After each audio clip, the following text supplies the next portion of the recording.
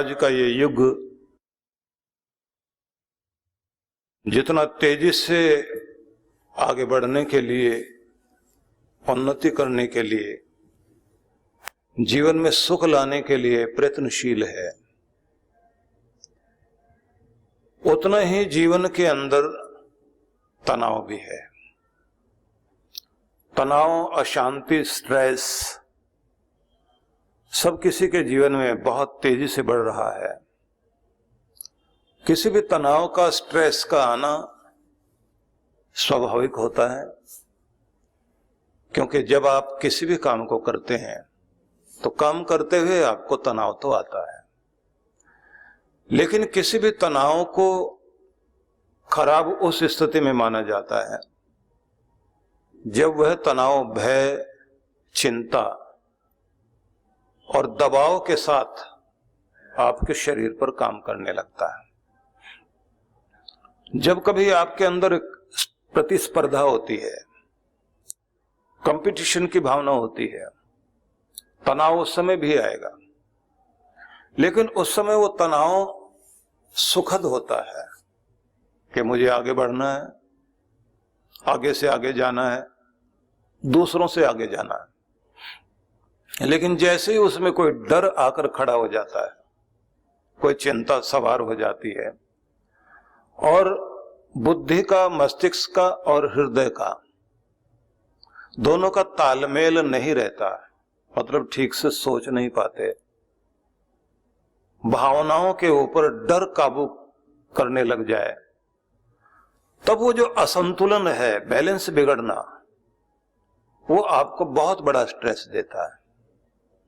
और जैसे ही ये तनाव आया, क्योंकि मानसिक और भावनात्मक अवस्था जैसे ही बिगड़ती है तो तनाव का आना उस समय शुरू हो जाता है, और वो भावनात्मक तनाव, मानसिक तनाव दोनों व्यक्ति को तोड़कर रख देता है, जिसके कारण आप लोग देखते हैं कि किसी की पीठ में दर्द है, किसी के सिर में दर्द है, किसी को लंबे समय तक थकावट रहती है, किसी को हृदय रोग बढ़ जाता है, किसी का अल्सर, किसी को पक्षाघात और कैंसर जैसी बीमारियां। क्योंकि 70% जितनी भी बीमारियां पैदा होती हैं उसका एकमात्र कारण ये माना जाता है जिसे हम कहते हैं तनाव। तनाव को आप ये समझ लीजिए, किसी धागे को तानना और इतना तान देना कि वो टूटने की स्थिति में पहुंच जाए, आधा टूट जाए या पूरा टूट जाए। तो बस वैसे ही आपको जितना अपने अंदर खिंचाव पैदा करना चाहिए उतना तो ठीक है, लेकिन उससे अधिक जब जाता है तब वो आपके लिए मुश्किल बनता है। तनाव आ जाए तब भी कोई बात नहीं, तनाव जब टिक जाए तब वो आपके लिए मुश्किल पैदा करता है। पानी कहीं पर भी रोड पर आया और निकल गया, परेशानी नहीं है, भरा रह गया वो रोड को खराब कर देगा। घर में भरा रह गया तो ये ध्यान रख लीजिए, घर की दीवारों से बाहर निकलेगा, पूरे घर को खराब कर सकता है। इसी तरह से तनाव आया और निकल गया तब तो ठीक है, लेकिन अगर वो टिका रहा तो जितना वो भयंकर होता है, वो एक ऐसा प्रेशर होता है। जैसे आप लोगों ने देखा होगा कि महिलाएं जब घर में भोजन बनाती हैं तो कुकर के अंदर जो भोजन बनाने वाला आपका पात्र होता है, उस कुकर में जब प्रेशर बनता है, अगर वो बाहर निकल रहा है तब तक तो ठीक है। अगर उसके अंदर कोई चीज फंस जाए जिससे उसके अंदर का प्रेशर बाहर निकलता है, उसमें कोई चीज फंस गई तो ब्लास्ट करता है, और वो ब्लास्ट कर गया, वो कितना खतरनाक होता है। आसपास की चीजों को तोड़ देगा, और अगर जो कोई पास खड़ा हुआ है तो उसको भी घायल कर सकता है, उससे भी ज्यादा कुछ बड़ी चीज कर सकता है। आपके अंदर जब कोई भी प्रेशर बनेगा वो निकलना तो चाहता है बाहर। इसलिए ज्यादातर लोग जो तनाव में रहते हैं उनके साथ एक बड़ी समस्या ये भी रहती है, उन्हें बात बात में इरिटेट होते हैं किसी ने अगर उनको ज्यादा देर छेड़ दिया किसी बात के लिए, तो आप समझ लीजिए कि जैसे किसी टायर में बहुत ज्यादा हवा भरी हुई है और छोटी सी कोई पिन लग जाए, कील लग जाए, तो जैसे वो ब्लास्ट करता है। ऐसे आपने देखा होगा कि बहुत सारे लोग जो घर में जैसे ही प्रवेश करते हैं और घर में बैठे हैं और पत्नी ने पानी वानी दिया और उसके बाद एक ही तरह का या 2-3 तरह के सवाल बार बार कर दिए,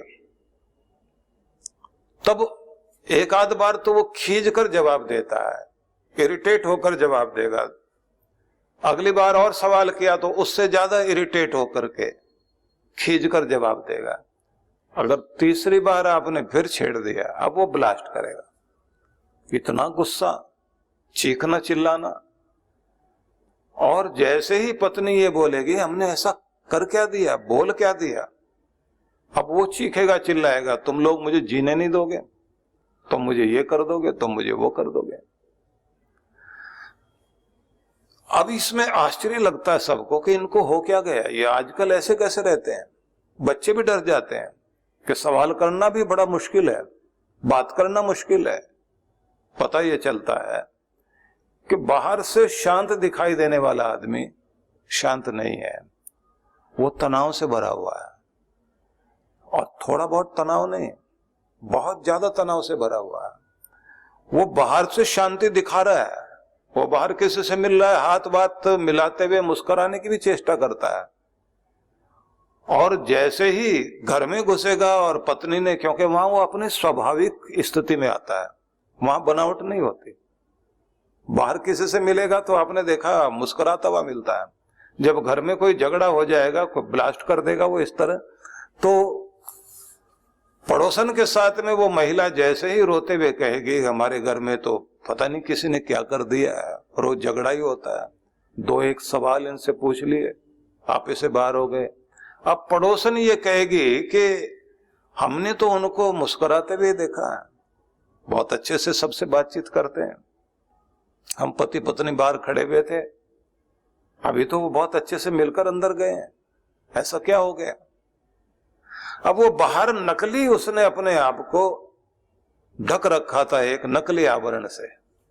घर में वो स्वाभाविक रूप में था, अपनों के बीच में था, जो उसको समझते हैं। अगर उन्होंने ही 2-3 सवाल कर दिए, आदमी इतना आपे से बाहर हो जाता है। आश्चर्य लगता है कि ऐसा क्यों हो गया। तो आप समझ सकते हैं कि हमारे जीवन में तनाव, हम उसको पालते हैं, पोसते हैं, इकट्ठा करते रहते हैं।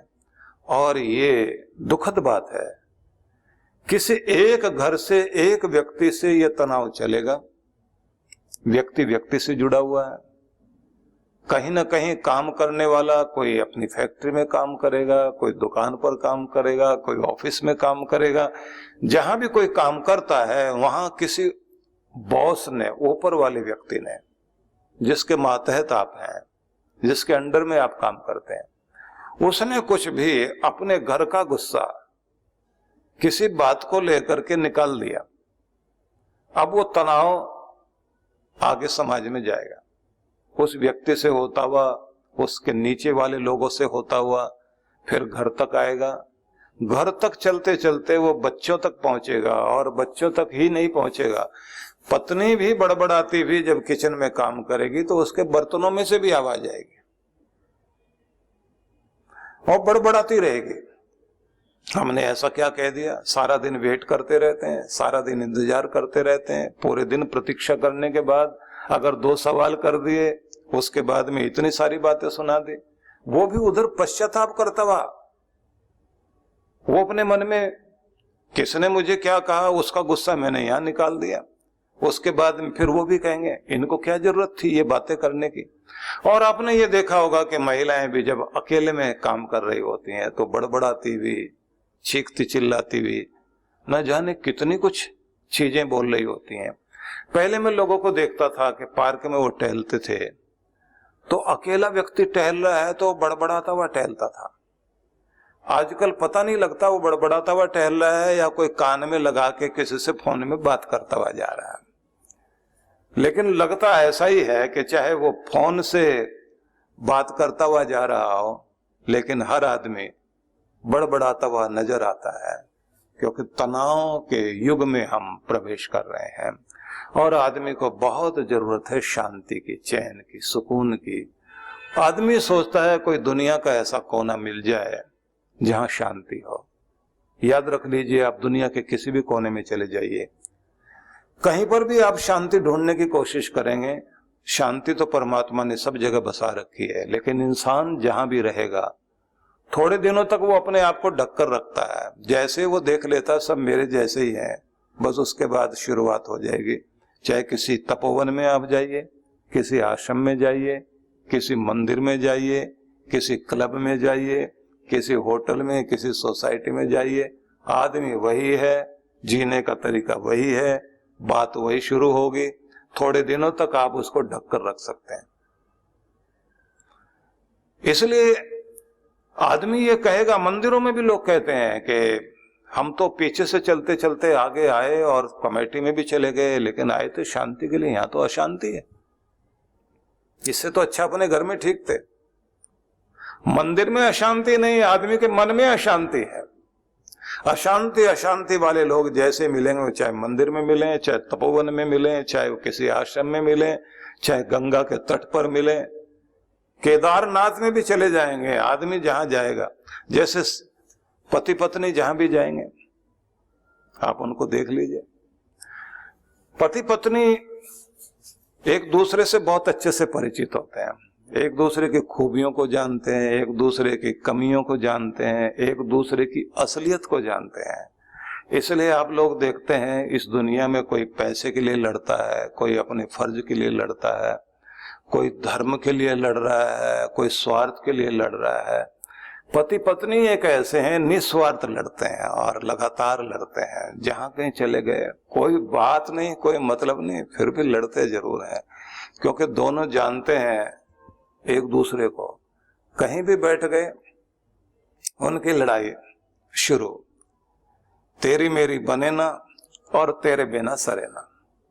तुम्हारी और हमारी बनती नहीं है, लेकिन तुम्हारे बिना गुजारा भी नहीं है, इसलिए साथ साथ रहना, साथ साथ लड़ना है। मजा तो तब है जब आदमी की ये लड़ाई चलते चलते, किसी की कार में पति पत्नी दोनों कार में आगे बैठे हुए हैं, पति चला रहा है और पत्नी बराबर में बैठी है, लड़ते हुए जा रहे हैं। मोटरसाइकिल पर बैठे हुए हैं, पत्नी पीछे है, पति आगे हेलमेट लगाकर बैठा हुआ है, पति के हाथ में कोई रुमाल उमाल नहीं, पत्नी के हाथ में छोटा सा रुमाल है। अब वो भड़क कर पीछे से कुछ बोलती है, इधर ये पीछे मुंह करके कुछ गुस्से में बोलता है, फिर पत्नी रोते हुए छोटे से रुमाल से अपनी आंसू पोंछते हुए फिर वो भड़क कर बोलती है। और जब ऐसे कभी किसी व्यक्ति को मैं देखता हूं, कभी कभी ऐसे रेड लाइट पर गाड़ी रुकती है, उस समय उनको देख कर के ये बात समझ में आता है, सच्चे पति पत्नी जा रहे हैं और कितना ध्यान रख रहे हैं टाइम का। एक पंथ दो काज, टाइम का पूरा पूरा ध्यान रखते हुए जा रहे हैं। मुझे काज ध्यान में आ गया। एक पंथ दो काज मतलब साथ साथ जा भी रहे हैं, टाइम का पूरा ध्यान रख रहे हैं, टाइम भी नहीं खराब करना। घर की लड़ाई सड़क तक ले आए, टाइम भी साथ साथ चल रहा है, लड़ाई भी साथ साथ चल रही है। और उसके बाद में जैसे वो जिस घर में जाएंगे या जहां भी जाएंगे, वहां एकदम मुस्कुराते हुए दूसरों से हालचाल पूछेंगे, अपने को बहुत जल्दी ढक लेंगे। उस समय लगता है कि बहुत खुश हैं और सबको ये लगता है कि एक हम ही दुखी हैं, बाकी किसी को भी देखें सब मुस्कुराते हुए नजर आते हैं, अच्छे चेहरे नजर आते हैं, अच्छे कपड़े पहने हुए नजर आते हैं, चमकते हुए चेहरे नजर आते हैं। हमारे घर में लड़ाई ज्यादा है, लेकिन हर घर के आगे एक पर्दा टंगा हुआ है। अगर उस पर्दे को आप देखें तो बड़ा सुंदर दिखाई देता है, घर भी बड़ा चमकता हुआ दिखाई देता है। लेकिन अगर पर्दा खींच दिया किसी ने तो अंदर से पता लगता है हमसे भी ज्यादा बदतर हालत उधर है। तो क्या किया जाना चाहिए? सबसे पहले तो यह जान लीजिए कि आप कीमती हैं, आपकी मुस्कुराहट बहुत कीमती है, आपके मन की शांति बहुत कीमती है, चैन की नींद और भी ज्यादा कीमती है। कम में गुजारा कर लीजिए, ज्यादा बड़े होने के चक्कर में आप ज्यादा बड़ी अशांति, ज्यादा बड़ा डर, ज्यादा बड़ी चिंता मत पाल लेना। क्योंकि ये तनाव, ये अशांति, ये जो स्ट्रेस आपके जीवन में आता है, इसका परिणाम होता है कि सबसे पहले ये आपके स्वास्थ्य पर, सेहत पर असर डालता है। सेहत खराब रहने लग जाती है। ब्लड प्रेशर, रक्तचाप किसी का घटेगा, किसी का बढ़ेगा। हार्ट पर असर आएगा, बेचैनी हर पल अनुभव होगी। और जिनको घुटनों में दर्द रहता है, यह ध्यान रख लीजिए, उसके बहुत सारे कारण होंगे, लेकिन एक कारण तनाव भी है। आपकी पीठ में दर्द हो या आपके घुटनों में दर्द हो, और सबसे ज्यादा दुखद बात यह है कि एकाग्रता की कमी हो जाएगी, जैसे तनाव जीवन में रहेगा। जो ज्यादा स्ट्रेस लेने लग जाते हैं, वो बच्चे जब पढ़ने बैठेंगे तो उनसे पढ़ने में, पढ़ भी रहे होंगे, याद नहीं होगा उनको। जो लेसन वो याद करना चाहते हैं, लर्न करना चाहते हैं, उनको अध्ययन करते करते वो चीज उनको याद नहीं होती। लगता है सब याद है, लेकिन जैसे ही तनाव बढ़ा और एग्जाम्स के लिए गए, उस तनाव के कारण जो याद है वो भी भूल जाएंगे। इसलिए आपको सबसे पहले अपने तनाव को मैनेज करना आना चाहिए।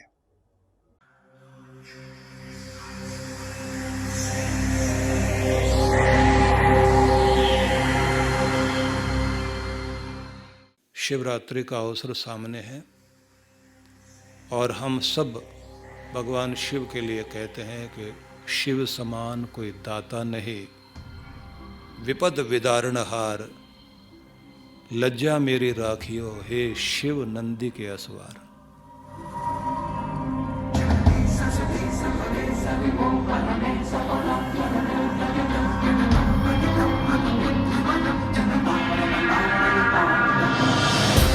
इसलिए आनंद देने वाले शिव हैं, संकट मोचक शिव हैं। और जब किसी से कुछ भी नहीं बन पाए, कोई भी आराधना सफल ना हो पाए, आखिर में आदमी कहता है शिव की शरण में चलें, महामृत्युंजय का जाप करें तो हमारे कष्टों का निवारण हो।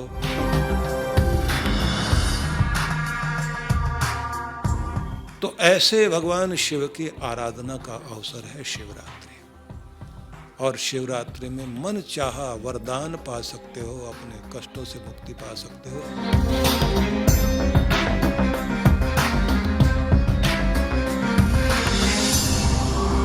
और शिवरात्रि से 2 दिन पूर्व का कार्यक्रम हम लोगों ने रखा है, जिसमें आप लोग यहाँ ध्यान में भाग लेंगे।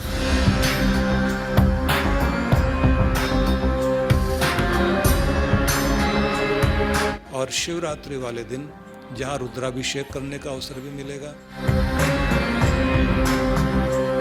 शिव का यज्ञ करने का अवसर भी मिलेगा, शिव सत्संग में भी आप लोग भाग ले सकेंगे।